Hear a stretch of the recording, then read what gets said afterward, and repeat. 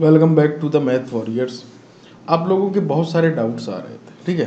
तो उन डाउट्स को लेकर मैं इस वीडियो में आया हूँ। ये मुझे लग रहा है UP triple S C PT के लिए आखिरी वीडियो होगा, ठीक है, अंतिम वीडियो होगा, जिससे आपके सारे डाउट्स क्लियर हो। बहुत सारे डाउट्स आ रहे हैं अदर स्टेट, ठीक है, आरक्षण को लेकर, और एक से अधिक अगर आवेदन करें, सारा कुछ इस वीडियो में क्लियर करने की आपको कोशिश करूंगा, ठीक है दोस्तों।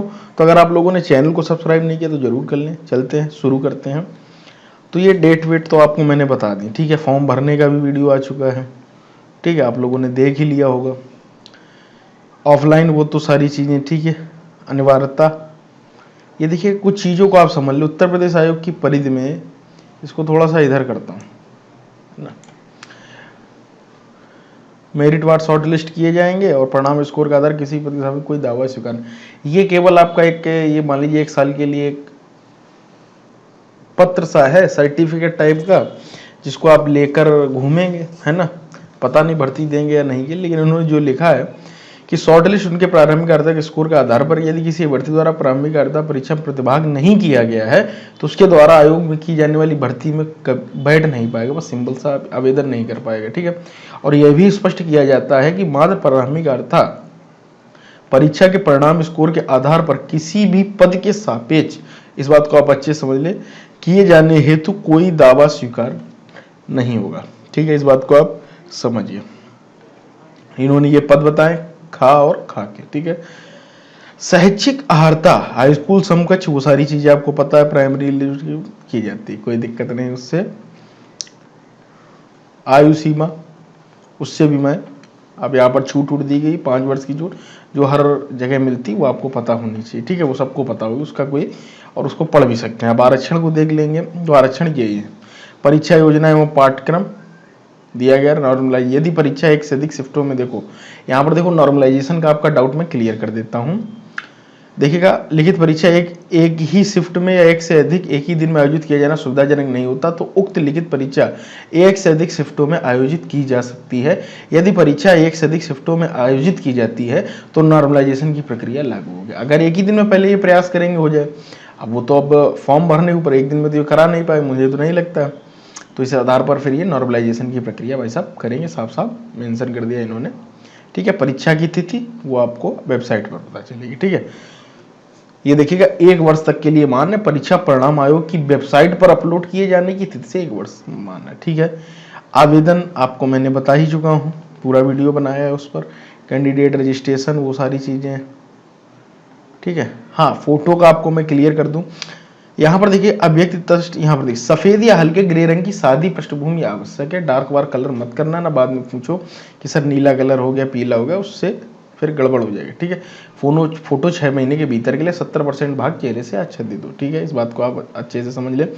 थोड़ा सा हस्ताक्षर को भी मैं बता देना चाहूंगा, यह भी स्पष्ट, अंग्रेजी भाषा कैपिटल लेटर में हस्ताक्षर अमान्य होंगे। कैपिटल लेटर में हस्ताक्षर आप नहीं करेंगे, अमान्य हो जाएंगे, साफ साफ लिखा हुआ है। अभ्यर्थी अपने हस्ताक्षर के नीचे स्वयं के हस्तलिपि में हिंदी में अपना नाम लेंगे, चाहे हिंदी में ही आपको नाम लिखना होगा। हस्ताक्षर आप किसी भी उसमें करें, लेकिन हस्ताक्षर कैपिटल लेटर में नहीं होंगे। इस बात को भी अच्छे से समझ लें, ठीक है।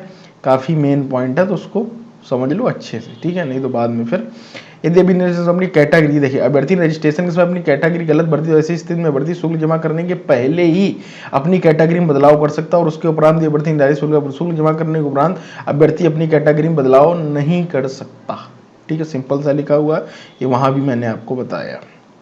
अभ्यर्थी फीस जब निर्धारित तो उसका कोई लेना देना नहीं है, ठीक है। यहाँ से चलते हैं आगे।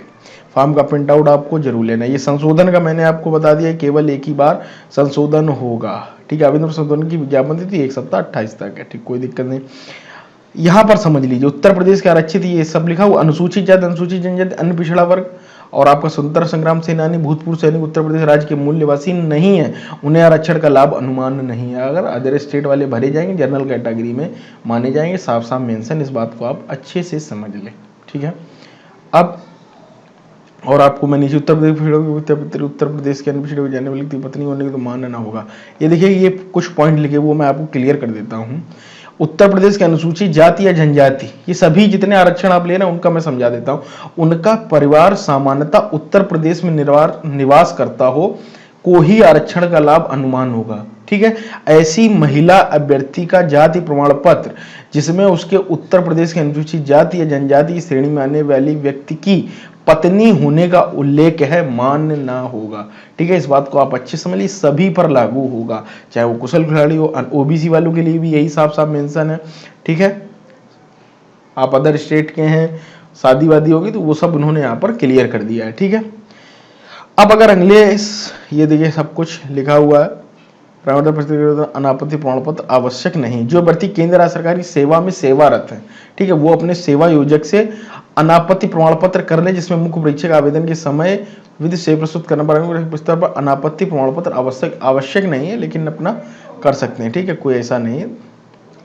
ठीक है, महिलाओं का आर्थिक रूप से है, ईडब्ल्यूएस है, 10% साफ साफ लिखा कि ये। और point 3.16 point is a more important, किसी भी अभ्यर्थी को अपने आवेदन पत्र में गलत तथ्यों जिनकी प्रमाण पत्र के आधार पर पुष्टि नहीं की जा सकती है देने पर आयोग की प्रश्नगत परीक्षा तथा अन्य समस्त परीक्षाओं एवं चयनों से प्रतिवारित किया जा सकता है। ठीक है, इस बात को आप समझ गए। और उसके बाद अगर मैं आपको द्वारा समझाया था, यदि त्रुटि संज्ञान में है तो आवेदन का अंतिम तरीके संशोधन कर ले, वो तो बात हो चुकी है। एक और पॉइंट था यार, वो मैं आपको बताना चाहूंगा। ये तो गलत सूचना दी गई तो आप बाहर कर दीजिए। आयोग की भी, हाँ वो ठीक है, पर्सनल का हो गया। अनाचार कदाचार आयोग की परीक्षाओं, ठीक है। ये देखिएगा, अभ्यर्थियों द्वारा उक्त पदों के लिए एक से अधिक आवेदन करने की दशा में अगर सपोज दैट आपने 3 से 4 आवेदन कर दिया, 2 आवेदन कर दिया, तो अंतिम आवेदन ही सबमिट स्वीकार होगा।